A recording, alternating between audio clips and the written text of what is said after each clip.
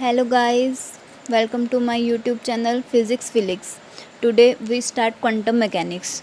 In quantum mechanics we study origin of quantum mechanics. आज हम क्या है ओरिजिन है जो क्वांटम मैकेनिक्स का उसके बारे में स्टडी करने वाले हैं। इसमें हम क्या क्या देखेंगे, इसमें हम देखेंगे कि ये कौन से सन में हमने क्वांटम मैकेनिक्स को जनरेट किया था और इसका मेन मोटिव क्या था क्वांटम मैकेनिक्स का जनरेट करने का। ठीक है, हम क्या है पहले क्लासिकल पढ़ते आ रहे थे, अब जब हम क्लासिकल कर रहे थे तो हमें क्वांटम मैकेनिक्स की ज़रूरत क्यों पड़ी, इस बारे में आज हम क्या करने वाले हैं, डिस्कस करने वाले हैं। जो क्वांटम मैकेनिक्स है वो हमें क्या प्रोवाइड करती है, थ्योरेटिकल फ्रेमवर्क क्या करती है, प्रोवाइड करती है, जो डिस्क्राइब करती है। इससे हमें क्या है एक बहुत ही अच्छी गुड एक्यूरेसी मिलती है। और ये किसका बिहेवियर शो करती है, behaviour of radiation and matter at atomic and सब एटॉमिक लेवल। जो क्रिएशन था क्वांटम मैकेनिक्स का वो क्या था, एक बहुत ही अच्छी आउटस्टैंडिंग डेवलपमेंट थी किसकी, मॉडर्न साइंस की। इसमें क्या करेंगे हम, जो हमारे ओल्ड कॉन्सेप्ट थे उन ओल्ड कॉन्सेप्ट को थोड़ा सा चेंज करके हम उसमें क्या है न्यू कॉन्सेप्ट को लेकर आएंगे। जब हम 19th सेंचुरी के एंड में थे तब जो हमारे फिजिसिस्ट थे उन्होंने देखा कि जो हमारे फंडामेंटल्स लॉ है नेचर के उसके बारे में हमने लगभग सब डिस्कवरी कर ली है। किसके द्वारा हमने उन सब चीज़ों को डिस्कवर किया था, क्लासिकल फिज़िक्स के द्वारा हमने उन सब फंडामेंटल्स लॉ की डिस्कवरी कर ली थी। हमारे जो यूनिवर्स है, हमारे यूनिवर्स में क्या है, टू टाइप की एंटिटीज़ होती हैं, एक तो मैटर और एक रेडिएशन। जो मैटर है वो किससे मिलके बना होता है, matter is made up of localized particle. ठीक है, और इसके बारे में जो भी था वो सब हमें किसने बताया था, क्लासिकल मैकेनिक्स ने इसके हमें फॉर्मूले दिए थे। इसका फॉर्मूला किसने दिया था, सबसे पहले न्यूटन ने दिया था, उसके बाद फिर लैग्रेंजियन आया था और उसके बाद फिर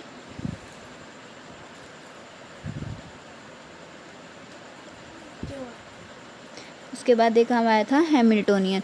इन्होंने मिलके क्या किया था, हमें जो फॉर्मूले दिए थे किसके, वेरियस टाइप ऑफ फोर्सेस के, इन्होंने क्या थे हमें फॉर्मूले डिस्क्राइब किए थे, किसके द्वारा, हमने क्लासिकल मैकेनिक्स से हमने इसके फॉर्मूले दिए थे और हमने इसकी स्टडी की थी।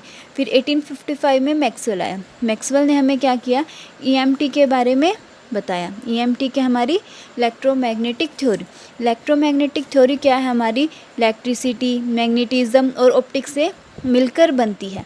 इन तीनों को मिलके एक हमें क्या है सिंगल फ्रेमवर्क मिलता है। ठीक है, इसमें क्या हमारी सारी रेडिएशन, लाइट्स, ये सब क्या हो जाती है, इंक्लूड हो जाती है और इससे हमें रेडिएशन भी मिलती है और लाइट भी मिलती है। ठीक है, उसके बाद 1857 में हर्ट्स ने क्या किया, ईएमटी के बारे में डिस्कवर किया, इन सब टॉपिक्स को पढ़ा और उसने क्या कहा कि जो मैक्सवेल ने हमें थ्योरी दी है वो एक ही अच्छी थ्योरी है, मतलब उसमें वो बिल्कुल करेक्ट थ्योरी है।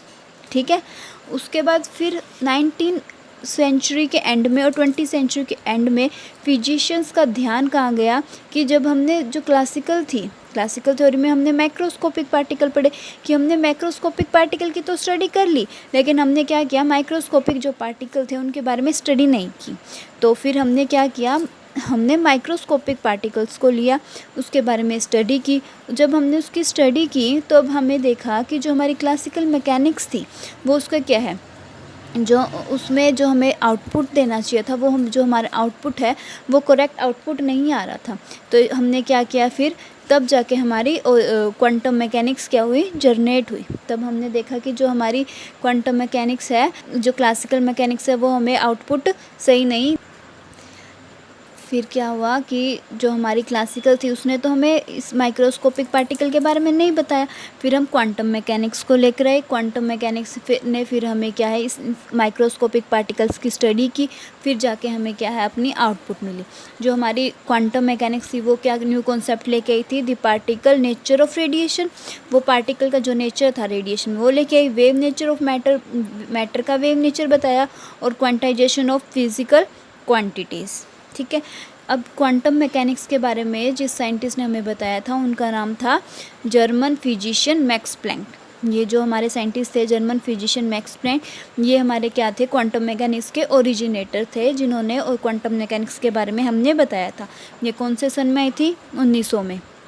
और जो इनका कॉन्सेप्ट था वो था concept of quantization of radiate energy. तो इन्होंने क्या कॉन्सेप्ट दिया था क्वांटम मैकेनिक्स में, सबसे पहले concept of quantization of radiant energy. फिर 1905 में आइंस्टाइन ने हमें क्या दिया था, प्लैंक्स आइडिया के बारे में दिया था। इसमें हम क्या फोटो इलेक्ट्रिक इफेक्ट के बारे में इन्होंने हमें बताया था। फिर 1925 में कॉम्पटन ने हमें क्या दिया था, कॉम्पटन इफेक्ट दिया था। आइंस्टाइन और जो कॉम्पटन थे उन्होंने हमें क्या शो किया, जो रेडिएशन है वो क्या हमें कैसा बिहेव करती है, पार्टिकल की तरह। showed that radiation can behave as particle, thus bringing in wave particle duality of nature. जैसे वेव पार्टिकल उसमें ड्यूअलिटी दो टाइप के नेचर होते हैं, ऐसे ही हमें इसने क्या शो किया, जो रेडिएशन है वो भी क्या है, दो टाइप की नेचर्स को शो करती है। ठीक है। फिर 1923 में जो एल डी ब्रोगली थे उन्होंने कहा like radiation matter has dual nature. उन्होंने कहा जैसे रेडिएशन में दो टाइप के नेचर है, ऐसे ही मैटर में भी हमारी क्या है, ड्यूअल नेचर है। The wave particle duality of matter leads to very important principle. जैसे इन्होंने हमें कहा कि ये दो टाइप के क्या है नेचर को शो करती है, तो इस प्रिंसिपल को हमने क्या नाम दिया, अनसर्टेनिटी प्रिंसिपल। जो हाइजेनबर्ग थे उन्होंने इसको क्या किया था, डिस्कवर किया था अनसर्टेनिटी प्रिंसिपल को 1927 में। ठीक है। फिर 1923 में Bohr formulated the correspondence principle. फिर ऐसे ही 1923 में बोर ने क्या फॉर्मूला दिया था, किसके बारे में फॉर्मूला बताया था, कोरेस्पोंडेंस प्रिंसिपल के बारे में उन्होंने हमें फॉर्मूला दिया था। ठीक है। अब हम क्या है, स्केल ऑफ क्वांटम फिज़िक्स देखेंगे। स्केल ऑफ क्वांटम फिज़िक्स में हम क्या देखने वाले हैं कि जो हमारा क्लासिकल फिज़िक्स है और क्वांटम फिज़िक्स है उसमें क्या डिफरेंस है, उसमें हमारे जो दो टॉपिक हैं इसमें हम क्या क्या इसके बारे में हमने किस लेवल पे इनमें स्टडी की है, क्या स्टडी कर रहे हैं।